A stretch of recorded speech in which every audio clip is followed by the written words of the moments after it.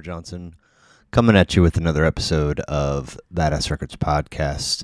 You can catch new episodes Thursdays, video over on YouTube, audio where you stream, or catch both on the website, badassrecordspodcast.com. You can follow the podcast on Instagram and Twitter.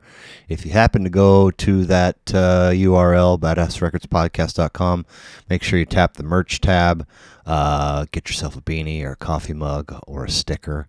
If you'd like to do an episode, I record live in person with video, so hit me up at badassrecordspodcast@gmail.com. It's badassrecordspodcast@gmail.com. Last but not least, it's time to cast your votes for the Pitch's Best Of. There's a podcast category under the arts and entertainment umbrella, I believe. You can go to vote.thepitchkc.com. It's vote.thepitchkc.com, and you can nominate Badass Records Podcast through July 31st, I believe. Appreciate you stopping by. Hope you enjoy the show.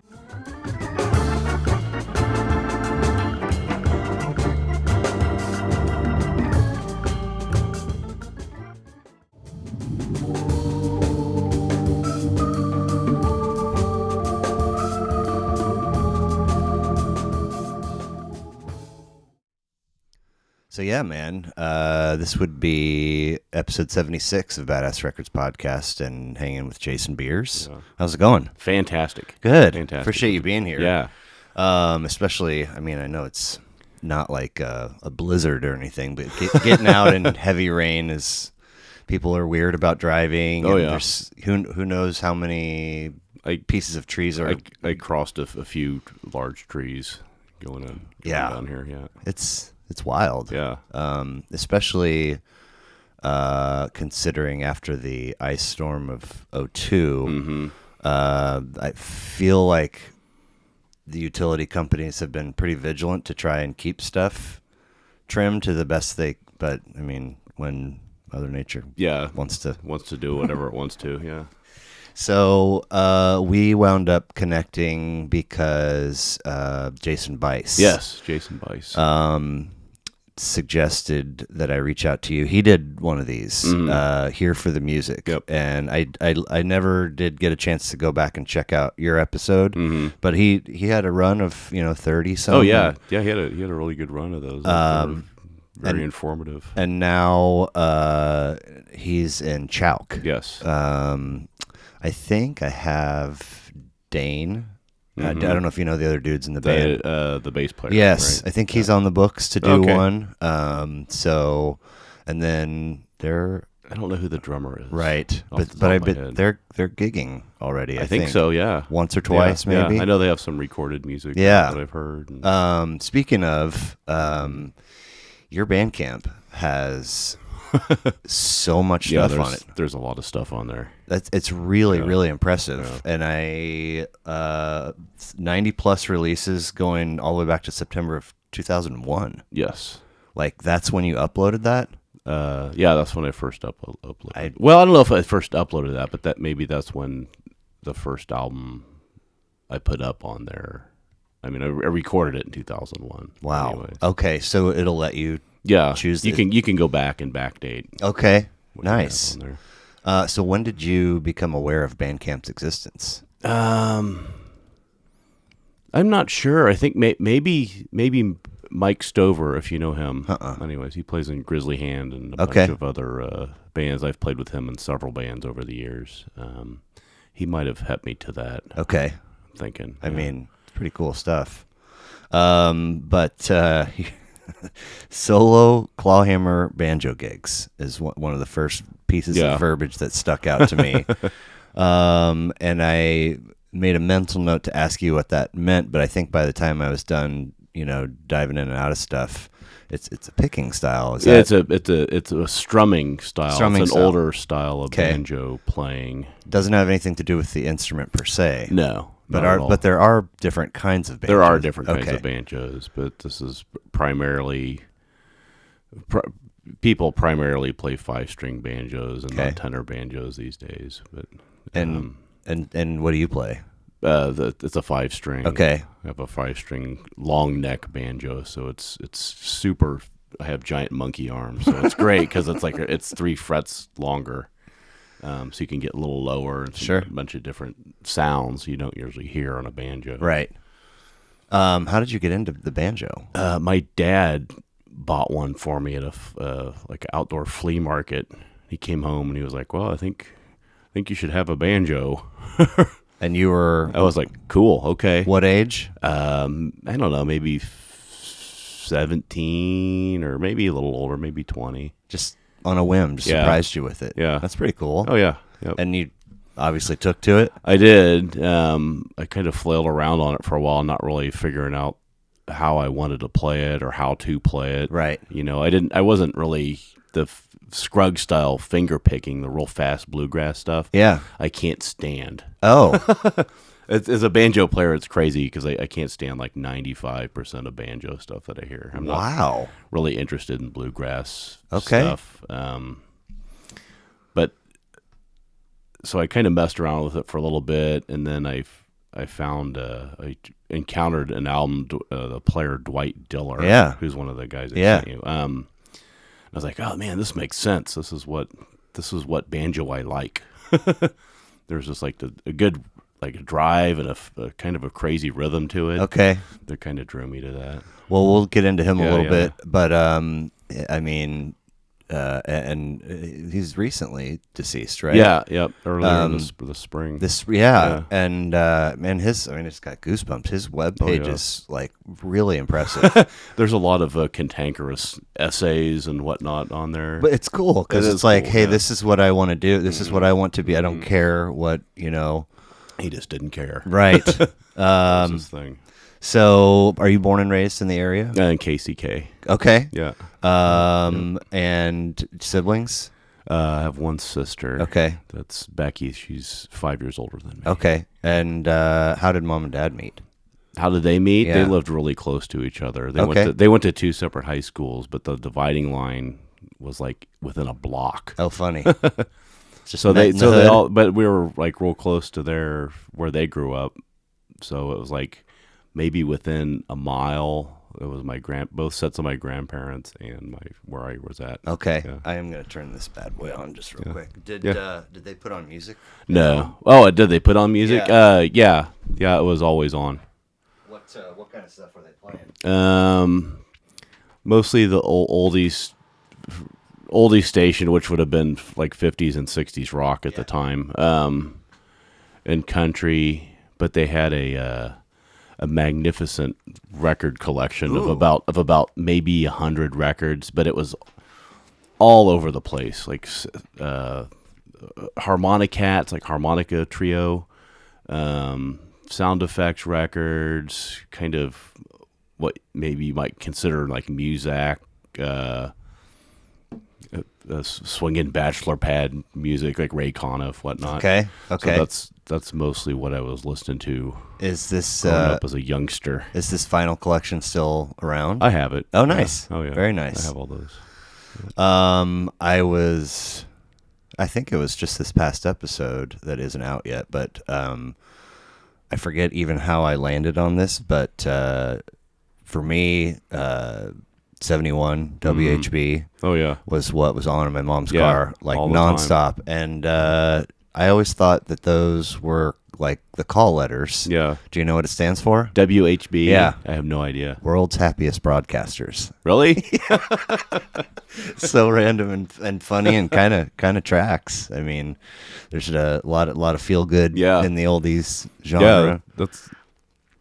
Okay, sister, mom and dad would live. All right. And then, but nobody played. No one instrument. played instrument. Right. My sister a little bit, like kind of dabbled in guitar and violin briefly, but that was it. Yeah. Nice. And so then was the banjo at 17 your first? No, my first was kind of a keyboardy instrument and trumpet. Oh wow. But mostly. It was my best friend since kindergarten, Jeremy. He played guitar a little bit, so that was kind of it's like, well, if Jeremy's playing guitar, I should start playing something too, right? Just for something to do. Yeah. that's kind of been the big impetus of me playing music is mostly just through him. Right. Nice.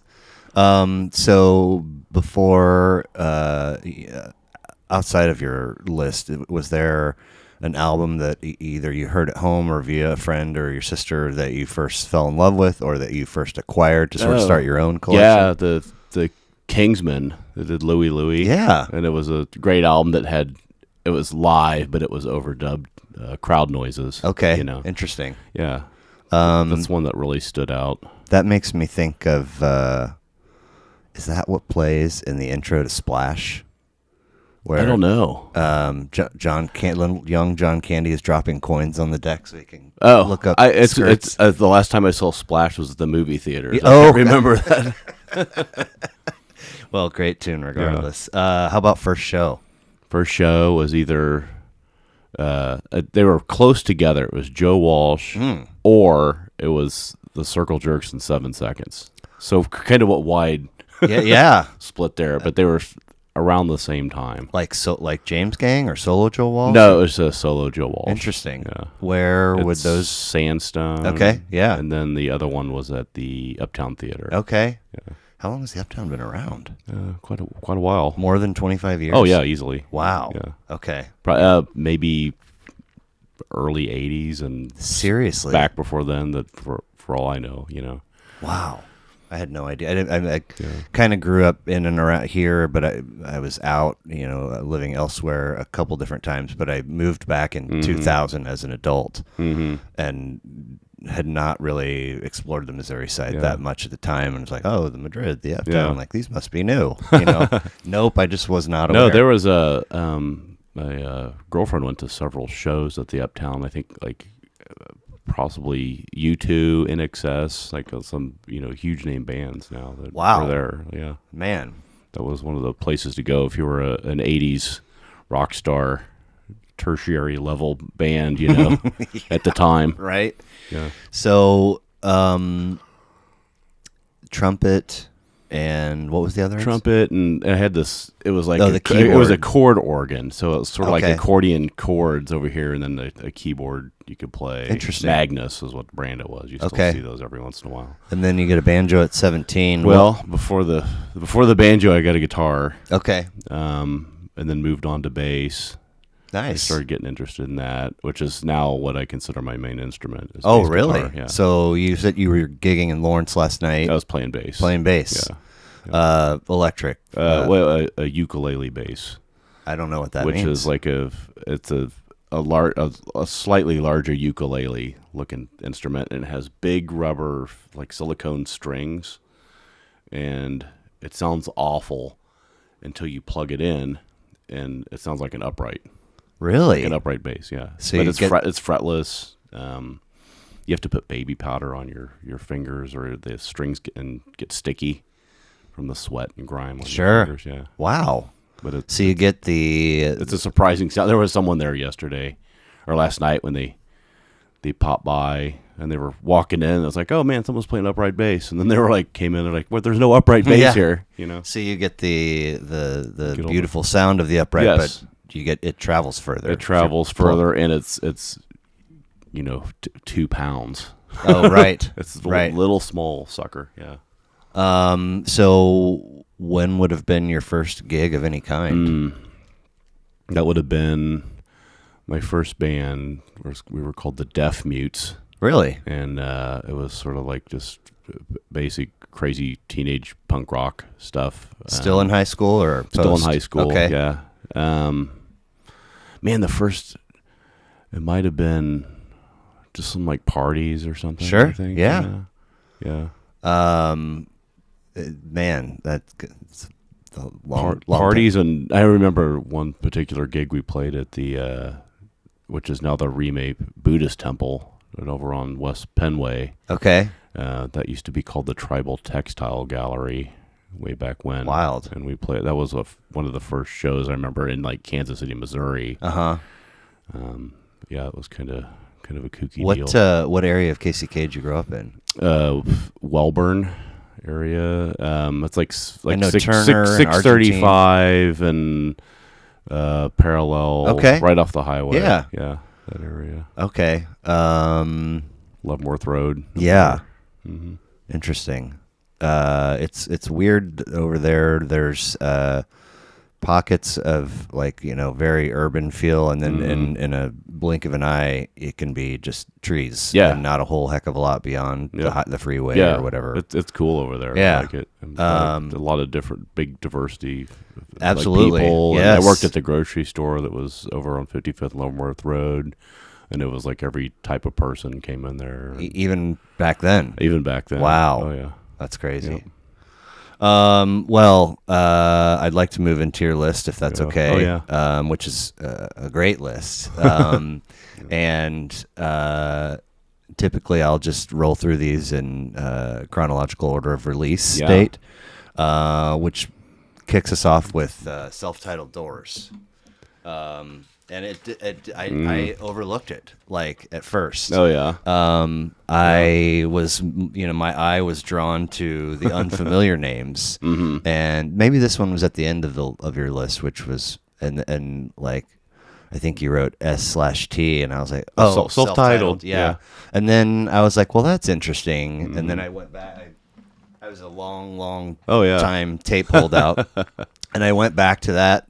And obviously, they're what did they put out? 6. They put out 6 records. Yeah. All of them have, for me, points of appeal of their own. But this one, front to back, that's perfect, right? It's one of the things that really drew me to them. I got this album. Probably at a garage sale. Okay. When I was maybe 14, 13 or so. But this the wide range of musical styles that are incorporated in this, and I ended up buying a Doors complete music book with the sheet music and stuff. And so I kind of sought out from there, and I learned a lot about playing music. Through listening to them, especially, I always tell people one of my biggest bass influences is Raymond Zarek's left hand.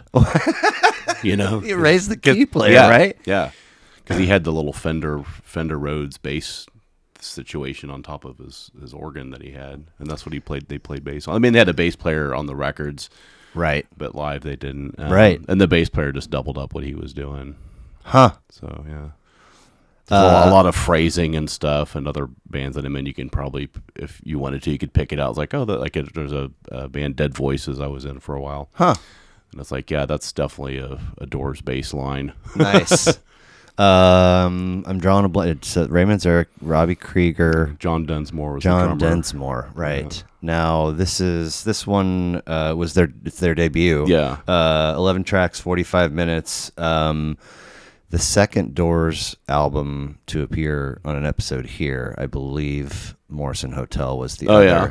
And I love these guys. And I mean, this is 1967, and this is pretty wild stuff. They've got 1967. The closer to side 1 and the closer to side 2 are way in my uninformed opinion, way longer track lengths than folks are putting out. Oh yeah, absolutely. Well, they had a radio edit of "Light My Fire." That was 3 minutes. But just have always felt, sort of the textbook definition of groovy to me. Yeah. Their vibe. And then I've mentioned this a bunch of times, but I don't know if did you ever watch Family Ties? I have. Okay. Yeah. So there was an episode that. Alex P. Keaton's best friend killed himself. Oh yeah, and the whole episode was about Alex is grieving his loss, and their favorite tune together was "Light My Fire." Oh yeah, and so there's this whole kind of montage of him air jamming and thinking of his friend. Very intense stuff for a young person at the time. But so is it because this one is, as we said, perfect that it makes your list? Yeah, it's perfect. It was hugely influential on me and the music. Mostly I was drawn to the whole overarching overarching thing of them. It's hard. Some people go to the Doors because they think Jim Morrison's this fantastic poet. I think that's not true, in my opinion. But you take any of those elements out, and it's awful.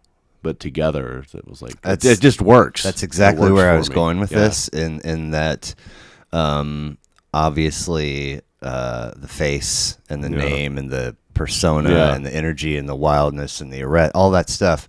But I think personally that you could. It'd have to be somebody with pipes, but I think you could pull a Morrison out and plug somebody else in, and the band's probably just as good. Yeah. But if you do it with any of the three musicians, well, I have the 2 albums they put out after he died. Oh, right. And they're really good. Okay, but there's something missing, and it's his voice. Interesting. It was a unique voice. Yeah. How about the film? Did you? I watched it. It was okay. Just okay. Yeah. I think it was mostly based on the Danny Sugarman, No One Gets Out of Here Alive book that he wrote. A biography? It's a biography. Okay. Kind of. But it was okay.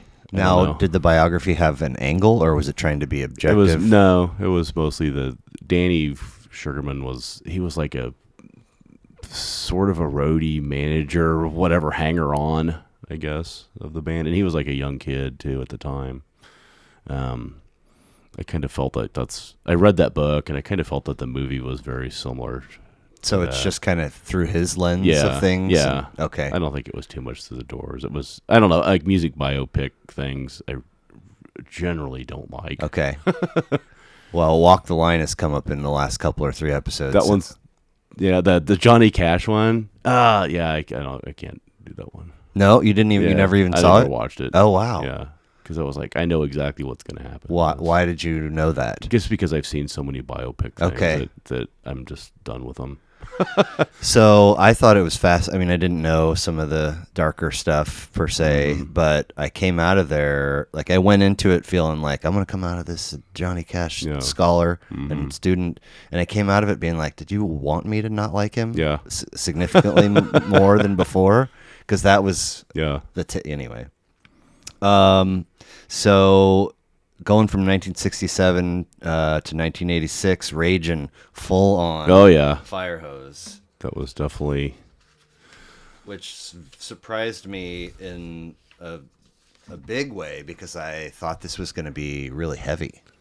Well, you'd think so from that's a Project Doorstep is what that is, the atomic bomb testing. Well, I just had always had it in my mind that they were super heavy, but they're not. I mean, I also it was relatively recently like this idea of Mike Watt. It was always just kind of out here, and I never really had anything to tie it down until somebody had double nickels on the dime. Nickels, yeah. And then I started nosing around in Firehouse. I was like, oh, this is not. And then I sat down to listen to this. Very enjoyable. Oh yeah. I meant to look and I never did.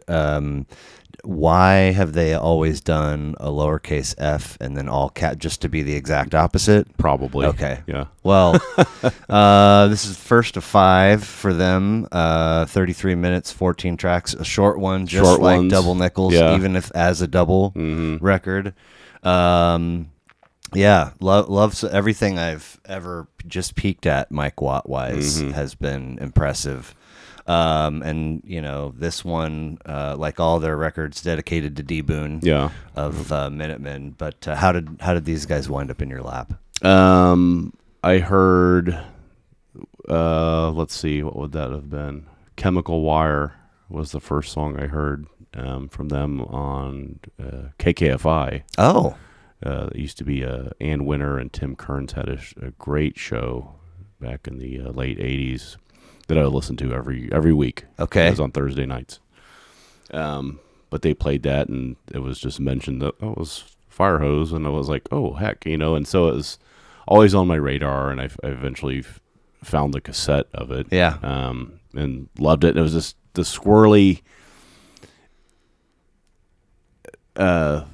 the the bass sound is insane. It sounds like a fretless bass at times, and like almost like a tuba at times. Interesting to me. And just it's definitely with Ed from Ohio, Ed Crawford in the band. They were definitely poppier, folkier, I think. Okay. A little more accessible to me at the time than the Minutemen. KKFI is still around. Oh yeah. Right? 90.1. Yep, 90.1. Yep. And how long was their show around? Tim and Annie's probably I don't know, maybe like 4 years. Okay. 3 years. And this would have been late 80s. I would have been late teens. Okay. Yeah. Interesting. Yeah. I'm a 74 baby. Are you? Okay, 72. 72. Okay, Yeah. right on. Wow, that's cool stuff. What about the rest of their stuff? Oh, I love it. All great. of it. Yeah. Okay, but this one is it just hit you first. That was the one that hit me first. Okay. I think it's just a little rawer. I can't even say that word. More raw. Yes. And it was intense. It was like a kick in the groin, I guess, kind of right. Like hearing this.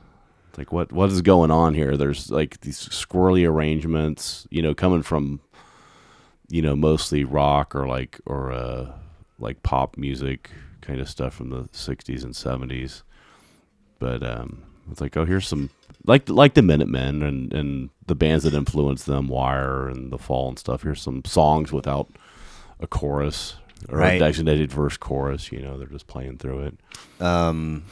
Somebody many moons ago had Pink Flag. Yeah, that's a great album. Yeah, I was like, what is this? Is incredible, and it's like sort of structureless and genreless, and I still don't even know. It was so appealing to me. I really enjoyed it. Yeah. What about other Mike Watt projects? Well, yeah, the all of his solo stuff I've generally enjoyed. There's something. The MSSV. They came with this guy Mike Baguetta. Okay. They came through town a couple years ago. Sort of a wackadoodle guitar player in the Nels Cline sort of world, like real out there jazzy stuff. Interesting.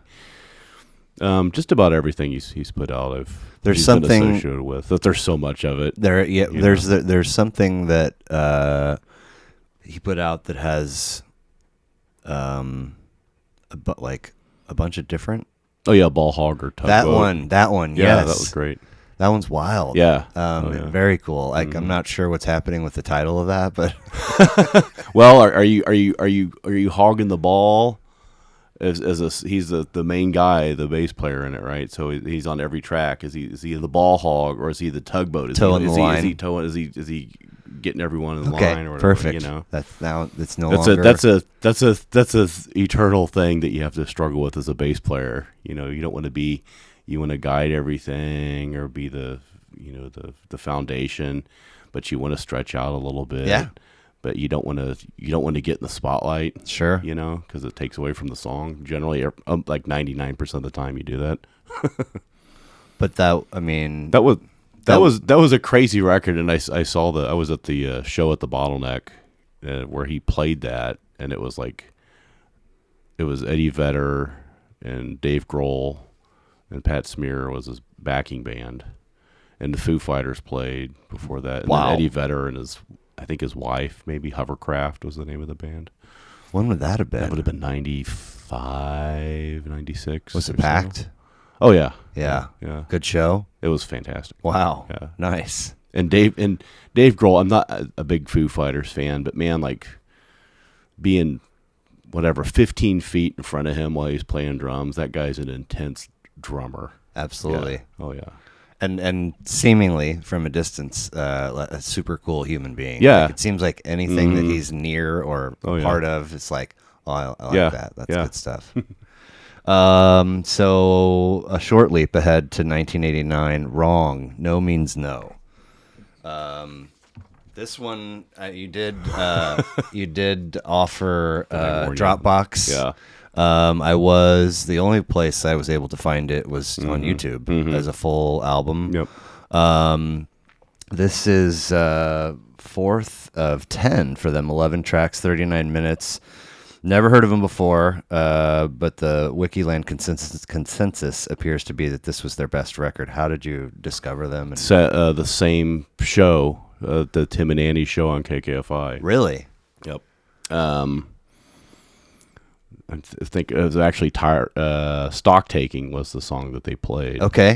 And they had played some other songs by them that I found out later that was by them. I had no idea. You know, it's like, oh, it's the same band. Cool. Their show, you said, was Thursday evenings? It was like Thursday evenings. Okay. Yep. So, I mean, there's not a whole lot from this record that you would expect would be on the airwaves before dark. Yeah. It's pretty aggressive. And that was a tough listen to not. I don't know why not to not have it like broken down by track, you know. But what about? So you discovered them via that same show. Same show. And is it making your list because it's the first you had heard of them, or? It's just that they're one of my favorite bands. And I don't know what I can say about this. It was just the same thing, just intense, berserk musicianship, which is great, and at the same time, I don't really care about that sometimes in the music, because like you can be not technically, I guess, technical musicianship. Okay, you're right. You know, that's not the be end all of anything. Right. Be all end all.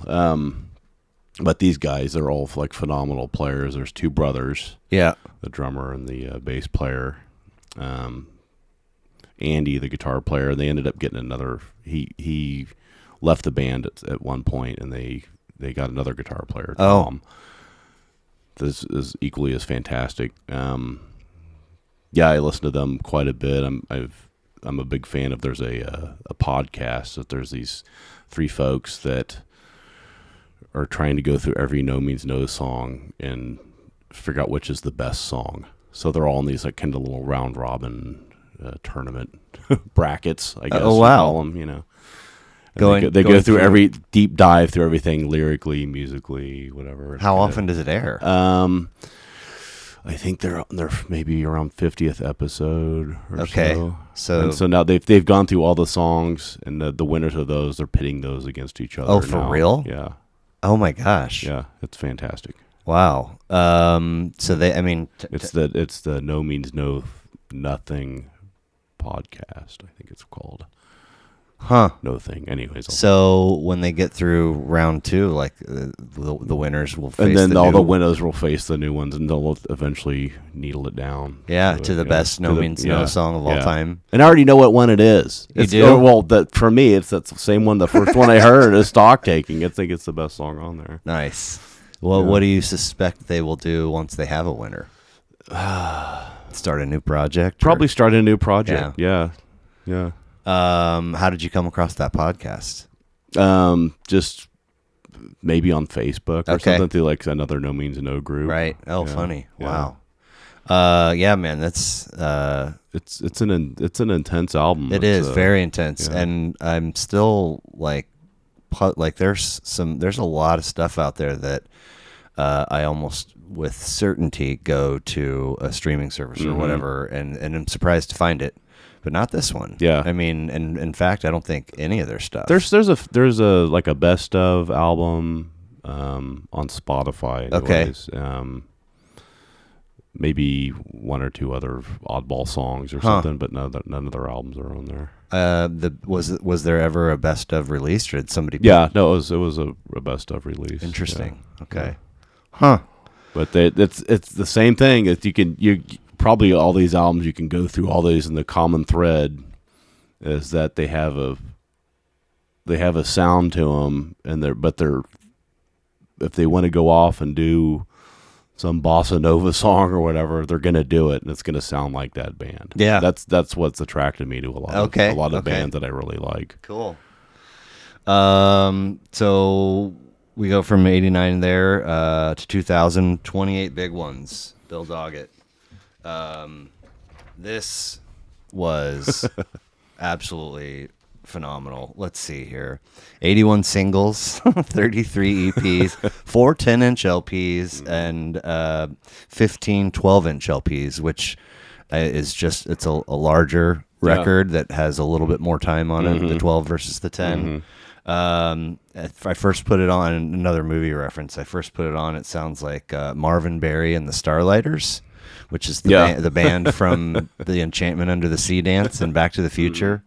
Very crisp sound, clean, precise instrumentation, and if I'm being honest, a very warm welcome to my ears after Nomeansno. I was like, oh, okay. Well, Bill Doggett was Ella Fitzgerald's band leader for a while. Okay. Lucky Melinder, played with a ton of people. One of the first guys to play a Hammond organ in a jazz setting. Okay. For sure. Interesting. Him, Wild Bill Davis was the other guy. Phenomenal musician.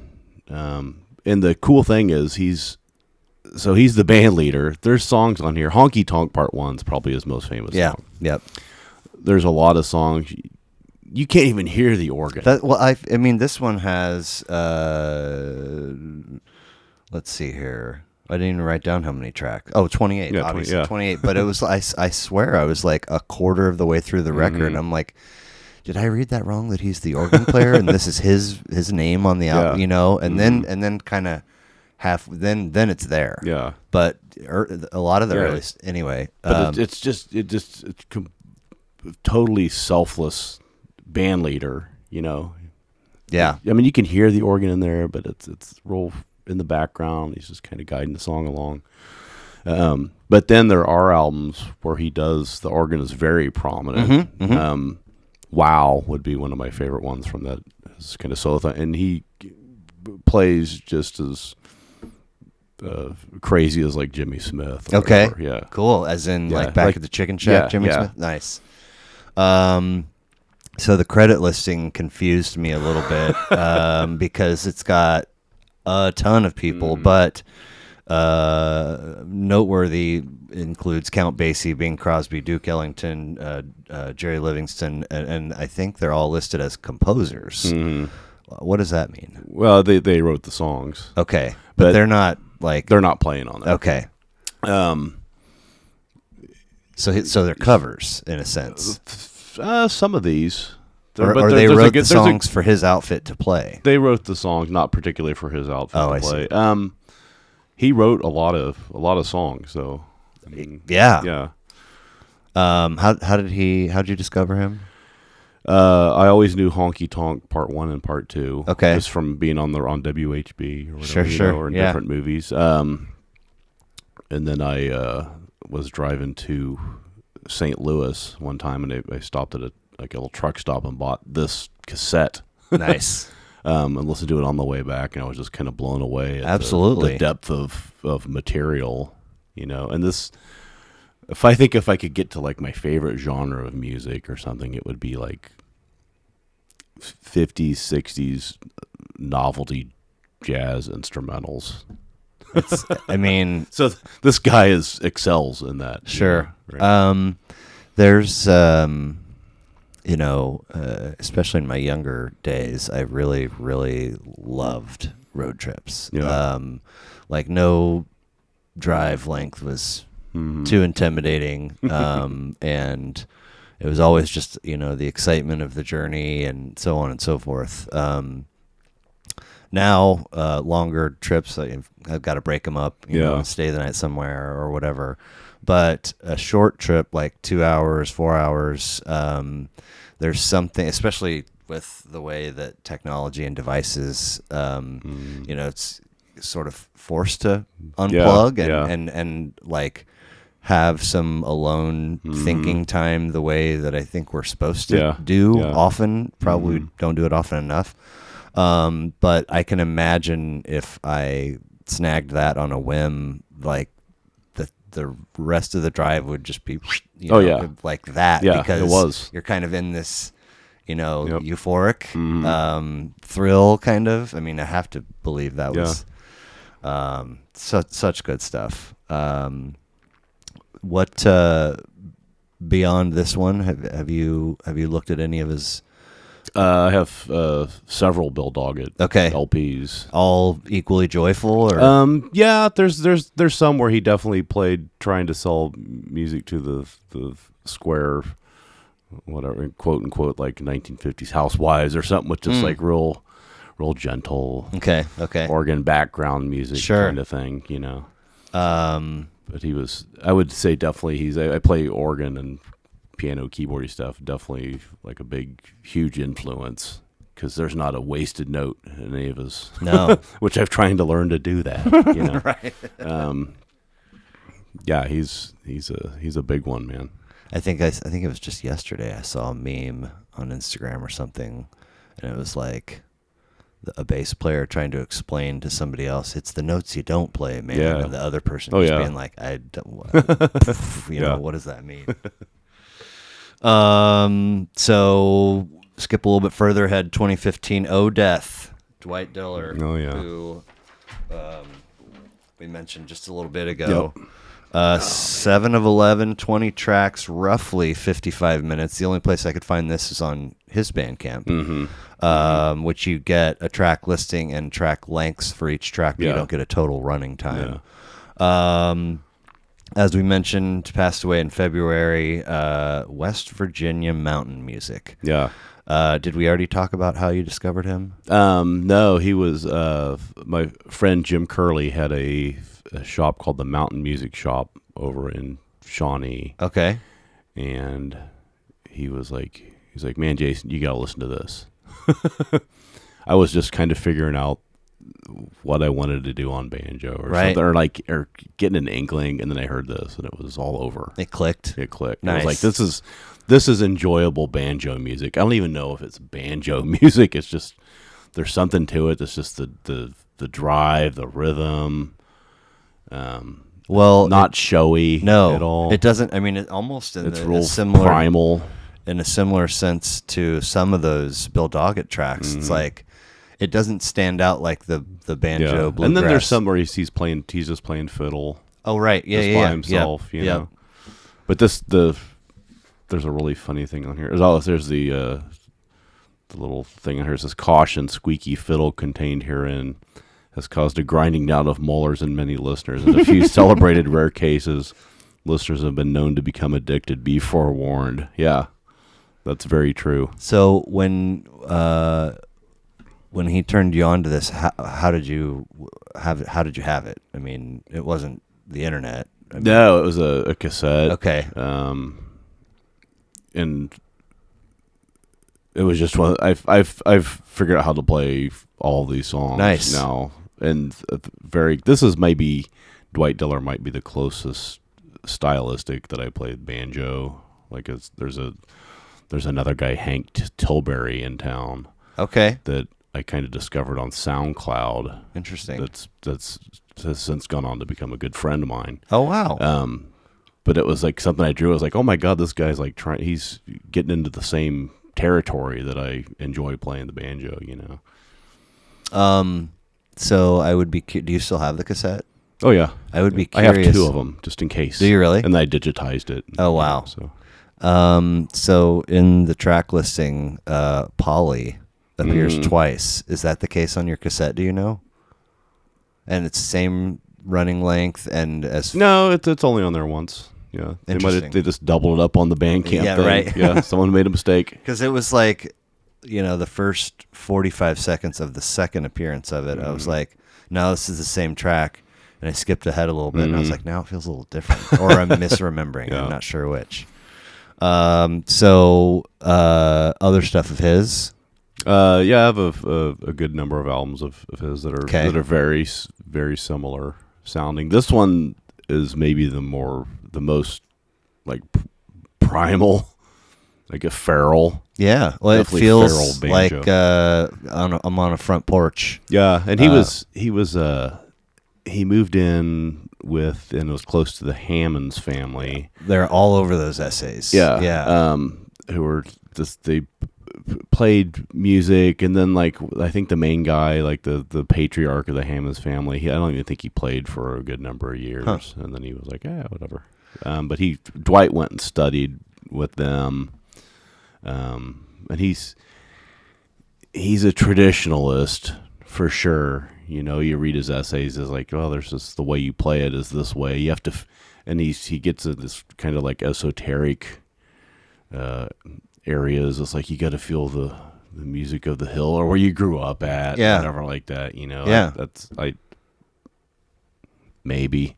I mean, there could be something to that. So, in looking at those essays and reading them, I felt a draw or a pull to this idea of Upine, Y-E-W, and like I kept thinking that it was sort of like what you were just saying there, like a region or an area that would sort of ground you and maybe drive the way that you play. But if I look up Upine, it's just giving me a kind of tree, and not.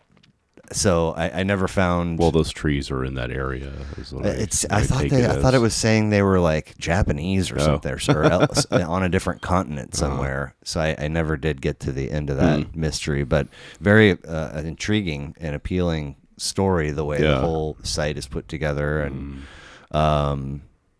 really cool stuff. He put on some like banjo camps and stuff that I never got out to go see. Right. Or experience, I guess. So, I mean, back to your band camp. Talk to me about the process of, writing, recording, and ultimately uploading. Like, is it always different, or do you have a path that you follow? No, I don't know. It's kind of just on a whim or just seeing what sticks. Mostly, some albums have come out of just kind of a jokey thing, like, oh yeah, you're gonna make this album in whatever 24 hours. I'm like, okay, I will, or a specific instrument. There's a slide whistle album on there. Okay, a lot of those, well, a lot of them, maybe half, are in a universe I've kind of created, Quilt Records, which is like an homage to, I love like crappy budget label albums like that you just find at thrift stores, like Crown Records, whatever. They're mostly instrumental and just wild stuff. If there's like a record that's banjos, flute, and bongos or whatever, so I'm like, man, this is kind of what I want to hear. I'm not hearing this now. I'm going to make it. Right? Right. So,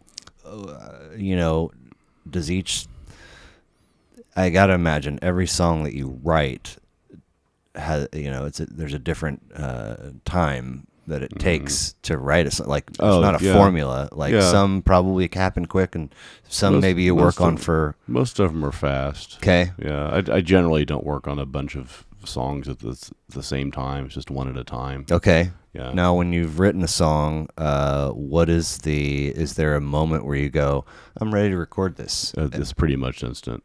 I write something, it's like, okay, I kind of know what I want. I'm gonna put this down. Okay. So where are you recording? At home. Okay. Yeah. And tell me about your setup. It's a Tascam, I don't know what it is, DP 24 SD or something like that. It records on an SD card. But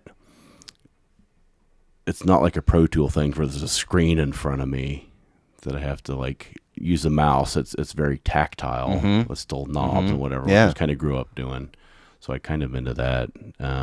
That I have, keyboard, guitar, bass. So you put all the parts. Put all the parts together. Are there drums in any? There are some drums in there, but I'm altering. Sometimes I'm playing a little bit of live percussion, not a drum set per se, but I figured out how to use their drum sounds on the keyboard. Sure. With altering them with compression and crazy amounts of reverb, which I love, and just distortion, whatever, just to get that sound exactly how and I've been able to nail down whatever sound I've wanted so far. But I'm playing, finger drums like this. Yes. overdubbing, a ride cymbal for a while, or So where in your home is this? It's up in it's the office room, and it's only called the office room because the printer is up there. Oh, nice. But it's just a little section of the room. Yeah. And all your stuff is in there. Yeah. And I mean, does sound travel to the rest of the house? Not really. Really? Not that I know of. Right. Yeah. So I mean, you have a full-time gig and a partner. So you're able to carve out time to go in there, and you have full license to go and write and record and tinker. And be quote unquote left alone to do your thing. And, and have support. So what about the artwork for everything you put up there? I mostly do those. There's a couple I've farmed out to some other people. Okay. That the aforementioned Hank Tilbury, he's done a couple. Who gave you? Did he give you Bill Doggett? No, that's this is a guy that played banjo that I discovered on SoundCloud. Okay. He's done a couple the artworks. To some other friends, but mostly myself. Put those together, yeah. And do you?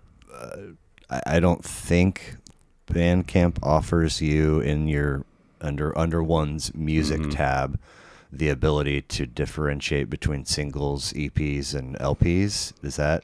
I don't know. The way it is for you is fine. It doesn't. Yeah, it doesn't bother me at all. Okay. Yeah. There's some singles on there. Yeah. And I think I saw one or two things that had like a couple tracks, like a B-side or something like that. Very cool. So how about last night? Tell me venue, band name, and instrument. I was at the Gaslight in Lawrence, in North Lawrence, with the Ants. The Ants. It was just about all my favorite bands in the area have somehow figured a way to wurzel into that band. Oh, really? Scott Hrabko is a phenomenal singer-songwriter. Reminds me of like if Nick Lowe had grew up in the Midwest, maybe. So I've gotten to record with him quite a bit. Freight Train Rabbit Killer I play bass with. They're kind of like a doom rock rootsy band, I guess. The Ants, which I play bass in, and that was like the dream band for me in the area. They've been around for 20 some years. Okay. I think this is the 10th album, is the last one we put out. Okay. And it's sort of like pavement indie rock. Oh, wow. Meets kind of folky and with a strong kind of rock sensibility. Nice. Maybe. I don't know. But when you're gigging out, you're either playing bass with an outfit or you're doing clawhammer banjo gigs solo. Yeah. And do you is like, advertising or announcing those things on social media or whatever, like a thing that has value or importance? I don't know. To you? I don't know. Not really. Okay. So I mean, it's good to put, butts in the seats or whatever, Yeah. But I mean, it seems like, and tell me if I'm wrong, like there is not an interest per se in this growth. It's just doing it. Yeah, I just got to do it. Yeah. But so do you? I mean, like, how long did you know about this last night's gig? How much lead time did you have? Couple months. And so did you? I put some stuff on social media. Okay. Yeah. And does it seem like you are people? I don't think so. No. I don't think. Yeah, it's mostly word of mouth. Okay. I think is what you said last night. It was packed. It was packed. Yeah. But the Ants have been gigging. They've been around for a while. And so then on their end, are they also putting stuff out? No, not at all. No, really. Yeah, they're. Are they hanging flyers or no? Just mostly word of mouth. Wow. Yeah. That's cool. Yeah. So it's not something that you're necessarily motivated to plug right here and right now and say, hey, if you want to see me gigging. Well, we have shows coming up. What do you got? There's something at the 8th Street Tap Room in Lawrence. Okay. We're playing the Ants with the Bubble Boys. Okay. I'm trying to think what else I have coming up. There's some like of kind of banjo gigs and stuff. Nice. There's one out at I think it's called Three Trails Brewery out in Independence, a new brewery. That I'm playing like a festival thing with a lot of the rural. I don't know if you've ever been to Rural Grit down at the Brick. It's on. So every Monday night for almost maybe 30 years or so, maybe 25, they've had this open mic night. Started at the Grand Emporium. Oh, wow. Moved to the Brick. It's been to the Brick mostly. And it's open mic night, sort of roots, country, whatever, music. Sometimes they have a featured act, but there's always the open mic aspect to it. Or there's theme nights. Okay. Do they cap your set at a time? If you're a featured act, it's like 2 20-minute sets. Oh. But then there's a bunch of folks but before then there's you? the before, in between, after. Sure. Oh, okay. Okay. Or there's nights where they duets and trios where they just draw names out of a hat and pair you up with someone. You have like 5 minutes to come up with something. That's crazy. So I've been doing that for a while now. And you don't get anxiety? You get just comfortable and confident no matter what the... Yeah. Okay. Or you're playing and you think you're just going to be playing by yourself. Well, you might have 4 people jump up on stage with you and start playing. That sounds fun. Yeah. So this is not necessarily a thing where it's like you post on Instagram or whatever, and then later you're like disappointed that it's got 10 likes or what. It's just I honestly I'll put up stuff like events or whatever, and then I'll share it every once in a while, but I never look at who's coming or how many people or think allegedly are coming. Right? Was it you that? Because we did our communication via direct message on Instagram. Was it you that said sometimes I forget that I have an Instagram? Yeah, I forget I have Instagram. Yeah. It's like every once in a while, I was like, oh yeah, like a month goes by. I'm like, oh yeah, I should look on check here. in, see what's happening. Yeah. Nice. Yeah. So I got a couple randoms for you. Ooh. You have obviously a ton of playing, writing, and recording experience. What advice might you have for 1, beginner musicians, and 2, experienced musicians preparing to gig for the first time? Well, beginner musicians, I would say, with your instrument, play it unconventionally. If you have an acoustic guitar, spend some time like knocking on the body of it or seeing what sound you can get out of that. Looking at it even, right? But alternate tuning, okay. Especially banjo. Get into alternate tunings for sure. Now, are you somebody in a banjo that you there's about 17 or 18 tunings that I play in. So across a set, how many tunings are you in and out of? Maybe 4 or 5. Okay, all right. That sounds kind of manageable. Just to make it sort of manageable, because no one wants to hear you sitting up there tuning, it takes a second. Yeah, and people are like, and banjos are notoriously hard to tune. Do they keep a tune for long? Yeah. Okay. But if it depends how you're playing them. Right. If you're like banging out on it or something, then they can that tune pretty easily. So for the beginning musician, play your instrument unconventional. Play it unconventionally. Just kind of get around, like, I don't know, smell it, whatever, right. Like taste it. Right. Try to, if you're playing with a pick, well, maybe use your fingers. Sure. Just something different. Okay. Because you're gonna stumble into something that is going to be helpful or valuable to you. Yeah. Cool. You might develop your own style, or a style that you might come into a style that you feel is best for you. Yeah. So for the second part, I mean, were you nervous like the first time you were gigging? I mean, or do you have anxiety now? I mean, no, not the only time I was ever really nervous was my friend Jeremy that I grew up with, when he was in the Branch device with me. Branch? It was the Brannick device, Brannick. Which was kind of similar to, a lot of people say that a good reference points like the Minutemen, okay, kind of stuff like 80s post-punk like SST Homestead Records kind of stuff. Right. That's kind of what I was way into at the time, right into that. He moved for a little bit, and so my friend Marco Pascalini and Elaine McMillan were in the band. But that first show where Jeremy wasn't there that was a very nerve-wracking affair. He was kind of your glue or something like that? Okay. Yeah, I've been playing with this guy for 30 years or whatever, pretty much, But then we play sporadically now, but he's in Chicago and he comes down and we'll kind of get together. But sure. So for that, but other than that, like I don't, and I think being doing all the Rural Grit stuff has really helped with that, because it's like anything goes, and I'm just kind of used to it, Sure. So I'm like, and those are my favorite type of musicians that are just fearless, that just kind of do. It's like, oh, we have an accordion here. You know how to play accordion? No. Well, I'm going to play it anyways, Yeah. And nice. They make it happen. Yeah. So advice to the musician that's about to gig for their first time.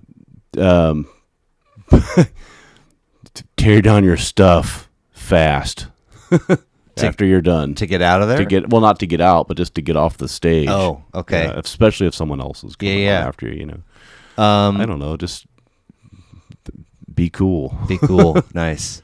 Yeah. Now, in a situation like that, Rural Grit, I mean, there's obviously a portion of all of the gear that is visible to the fan. Well, there's one mic on stage. No one's plugged in. It's all acoustic instrumentation mostly. And everyone just has their guitar cases, banjo cases, violins, whatever, like laying around the venue. Interesting. So it's not a situation where this act has got to sort of break down. No. But I mean, you've been in gigs like that, right? Oh, yeah. Where it's like you got to take all of the stuff and then they got to put all their. I mean, but there's also somewhere in the mix some shared stuff. Yeah, like occasionally there's some maybe shared amps or chords or Yeah. Interesting. I don't know if the big thing be flexible. That would be a good thing a good rule to have. I mean, I'm a big stand-up comedy fan, so I obviously folks that are in it long enough talk extensively about bombing and how absolutely terrifying it is, but it's also absolutely necessary if you're gonna keep moving, and then there's the whole notion of starting a set, and then nowadays, in my opinion, the best comics in the world build an hour worth of material and put out a special, and then that material is gone forever. It's you're starting fresh. So obviously starting fresh is like joke becomes a bit, and a bit grows, and you figure out the right, and then you have a series of bits, and then you have but when you have your hour and you're just going through the motions, like there's a comic just recently was talking about the notion of not wanting to, like, that hour like the back of your hand, but not wanting to say all the parts and move in the exact same. You still got to find a way to make it unique, which I think is, I probably translates, to live performance. Oh yeah. There's songs I've played for several years. And I just have to figure out ways to make it new, and I don't even care about the audience. Really, it's like just make it new for me, right? Enjoyable for me to play it, whether it be playing it in a different tuning or a little faster, a little slower, or something like that. Yeah, of course. Yeah. So if you could visit yourself at any age, what age are you choosing, and are you saying anything, and if so, what? I don't know. Maybe. Just kind of maybe when I was like a late teen or something like that. Just as far as there's some other advice I would give myself, but probably as far as we're sticking with the music part. It's just to do what I said, is like just be fearless and just get up and do it, which I haven't really had a problem with, but maybe do it more so. Oh, okay, yeah, right. Lean a little harder. Lean a little harder. Maybe get into the old timey music stuff a little earlier Okay. than I did. Interesting. Yeah. Please complete this sentence for me. The world would become an immediately better place in which to live if only. People bought music from musicians. Oh man, that's meaning like at their merch stand at their show, their merch stand, or online, on their website, whatever. Yeah. Like yeah, hard copies and digital. Both. Okay. Both. Yeah. But I mean, is it a reality where I guess I can buy it digitally from Bandcamp? Yeah, and I have physical CDs of stuff. Sure. It would be insanely cost prohibitive for me to make LPs out of like vinyl records out of any of these, since there's 90 some. Right. But what you're saying is like don't stream or you can stream, but a lot of stuff that I stream, because I like Spotify quite a bit, but I have those records. Okay, that I listen to. Yeah, nice. And then if I do find something I like, I'll go and buy it. Support the artists. Yeah, cool. You get to have lunch with anyone, dead or alive. Who and why? Lunch, or coffee, or a beer, whatever. With anyone alive or dead? I don't know. Someone probably really berserk, like Rasputin or something. Oh, like wow. That. Yeah, just something really intense. Somebody had. Boy, I'm not going to remember right off the top, but somebody recently, a musician, had a record by an artist, and Rasputin was in the title, and an image of him is the cover art. And I was taken back to like 7th grade social study where we watched, like, there was a film. He was really fascinating person, but why he was part of the curriculum is still a thing that he's kind of a fascinating guy. I don't know. Very, very fascinating. Weird, wild story. Yeah, like an advisor or a friend to the Tsar of Russia. There's a hilarious, I don't know if you like those like British Hammer films, like Peter Cushing and Christopher Lee. There's a Rasputin one with Christopher Lee as Rasputin. Oh, really? Yeah, it's pretty good. It's entertaining. Some of those movies are pretty slow paced. Now, modern audiences, like the things that he was saying and doing and being, like, there was benevolence to Rasputin, or no? I don't think so. Okay. I think he was an opportunist. I think he was just trying to get in with the royal family. Oh, okay. But did somebody wind up getting poisoned? They tried to poison him more than once. And were unsuccessful. Shot and everything else. Yeah. So bizarre. Yeah. Wow, that's a great answer. So front burner and back burner projects for you right now? Well, we're working on new Ants material. Okay. We've got one song recorded. So you guys get together regularly and practice? Yep. And where does that? Once a week over in like downtown Overland Park. Okay. Sort of area. So they're not, none of them are in Lawrence. They're all the drummer is. Okay. Yeah. But nevertheless, you guys congregate. we all congregate. And practice stuff for the purposes of recording or gigging, or both? Both. Okay. Both. Because it's a different animal, right? Yeah. Like, we get, if we have a show coming up, we're kind of get into like, let's get the set list tightened down, and you typically do have like a 2 months-ish window. Yeah. Okay. And then I think we mostly like recording. Okay. Now, and then that would be something. I mean, I try to put out personally like 10 albums a year. Dang. Meaning LPs with like 10 tracks on them? Yeah. Wow. Yeah. It doesn't take that long to. Usually, I'm done with a project in a week, 10 days. Really? Or so. Yeah. Wow. Okay. But there's been times where I'm just like, I'm just gonna put my nose down, just finish it, get it.